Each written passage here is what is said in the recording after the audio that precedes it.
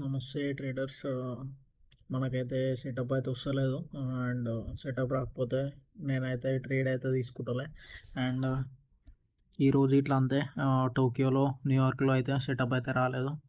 And ఈరోజు ఏ trade అయితే తీసుకోలేదు. మన 50K అకౌంట్ అయితే అప్డేట్ ఇలా అవుతుంది. అండ్ లెట్స్ సీ, ఈ మంత్ కొంచెం బ్రేక్ ఈవెన్ అనుకుంటా. చూడాలి ఈ మంత్. అండ్ ఇంకా మంత్ అయితే ఎండ్ కాలే, మనం ఇప్పుడే డిసైడ్ అయితే చేయలేము.